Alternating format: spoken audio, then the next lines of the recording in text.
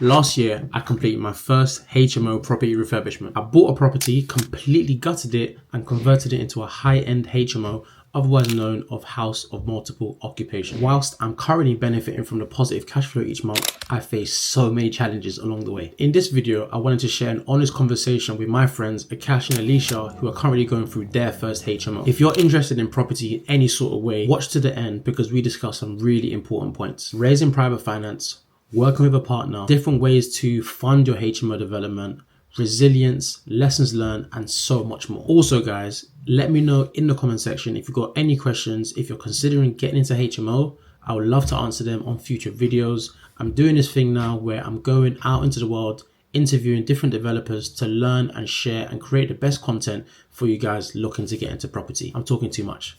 Let's get into it. Guys, I'm just really happy with the progress you guys have made today. How does it feel to be a month into your first HMO?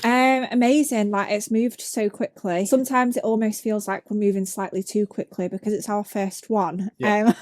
And yeah, we're still learning things along the way. And every single week that we come back, there's been like such a big change from what we could see from the previous week. So it's really exciting. And I think it's been really comforting, like just how much we've been able to trust the build team. Yeah. I think if we didn't have such a good build team whilst we're still learning on the journey and we're still learning from the builders as well, then it would have made things a lot more difficult and a lot more stressful for us, really. What things have you really liked so far that your build team have done as your builder? So my favorite thing, it's actually an app that they use called Builder Trend. So obviously we're managing this project alongside our full-time like standard 9 to 5 still. So Builder Trend is essentially an application where builders have put their full schedule of works in there. They've color coded everything up from like plastering, doors fitted.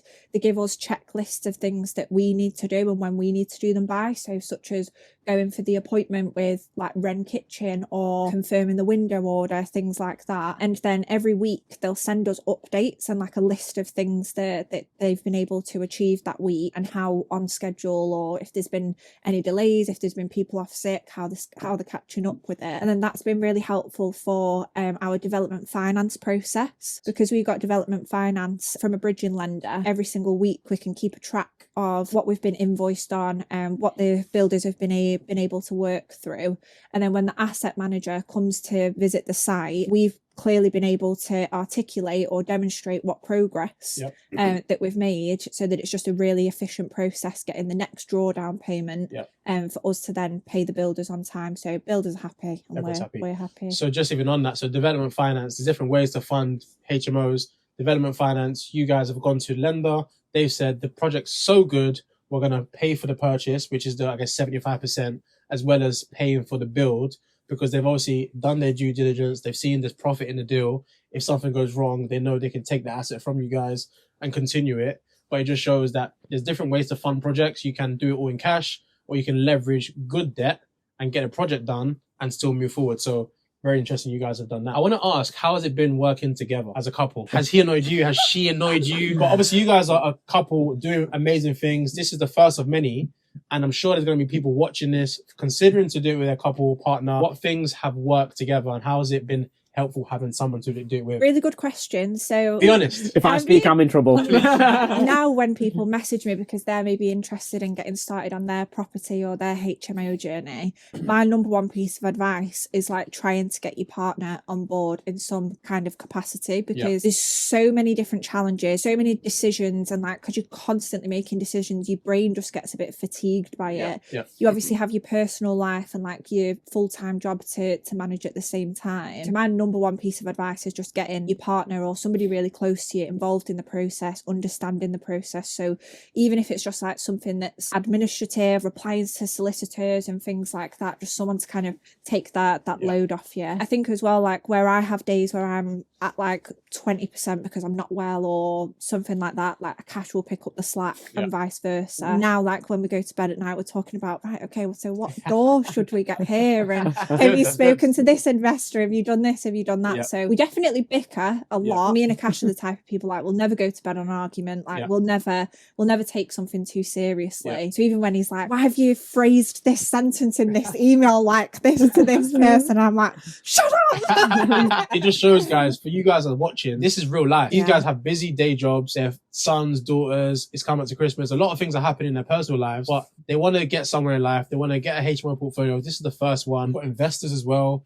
You've got a bank that you need to report to. You've got a builder that's chasing you. You've got builder control in here all the time. You guys are doing so much. And it just shows, guys, yes, it's amazing to do HMOs. Sometimes you need to switch off. You guys have seen you're still doing live, you're still doing day nights, etc. So it's good to have the balance. You guys are smashing it for the first ones. I think, I think it's really important if you are working with a partner or if you're working with a friend to have clear responsibilities. Who's taking ownership of what? Obviously, on our side, look, Alicia's absolutely brilliant with communicating with some of our suppliers, such as the kitchen supplier, the furniture supplier, etc. I've took the ownership of sorting out all the development finance stuff, speaking to the asset manager, etc. So we complement each other quite well in terms of our strengths and our weaknesses. I think identify that at the start, so you're not both doing the same work. The last question I'm going to ask is, what mistakes have you made or lessons learned have you got to this point that on your next HMO at 1 month in, you hopefully won't make again? Our main problems were actually before we even purchased the property. Okay. So our biggest problems haven't been the actual build itself. Okay, take us through. So the first major issue that we had was with the solicitors. So we went with a really well-known large firm in Manchester, and they represented us for 4 weeks until they realised that they didn't have the resource available to do separate representation for the bridging lender as well. So we then had to find another solicitors, which was relatively easy to do because at that point we'd developed a really good relationship with our finance broker.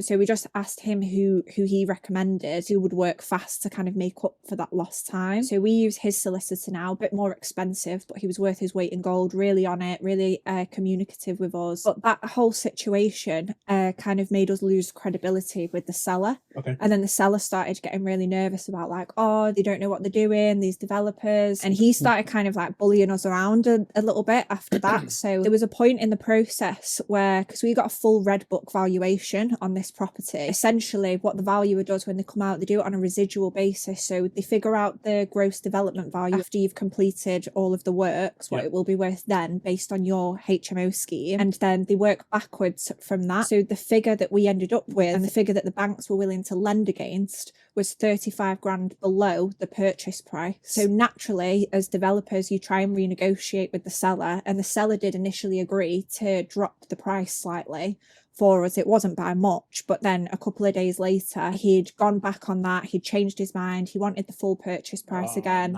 And this was like the 4th or 5th time that he'd threatened to pull the sale, saying that he was going to go with a fast sale company or he was going to let the property out. All the way through that, we're kind of having to reassure and kind of put our ego to one side, because in those situations, you just want to be like, well, whatever, keep your property, like, you're really annoying anyway. We knew how good the scheme would perform and how much potential was in the property, and we were getting it for a decent price anyway. We knew what the GDV was going to be. So we then had to raise that 35 grand delta from an investor about 2 weeks before we were due to complete. So yeah, there was just like a lot of things that we were having to balance at once, but the biggest fear for us was that seller pulling out. So we just kept having to reassure and just get to completion as soon as we possibly could. It sounds like an absolute nightmare. And it's funny because everyone has some sort of issue with solicitors, buyers, vendors, whatever. So again, once it was a stress, today we're talking about it, it's distant memory. So tough times never last. Do you know what I mean? Just tough people last in that sense. But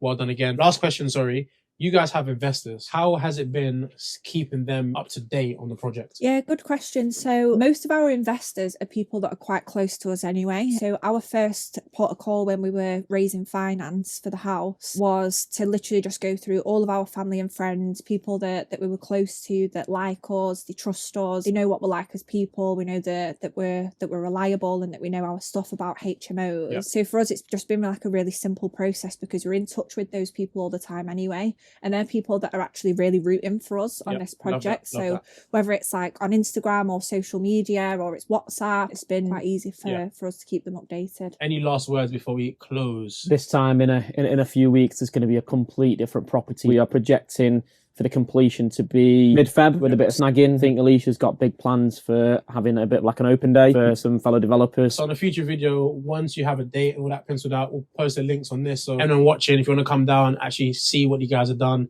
get into the property, we can definitely put the links in the video before. But today, guys, that is the end of this video. I want to say thank you to Alicia for joining us today. Akash also for taking us through. My pleasure. This is the first month update. We will be here in every single month until the end. And this is going to be a banger. Thank you so much for getting this far. See you soon. See you soon.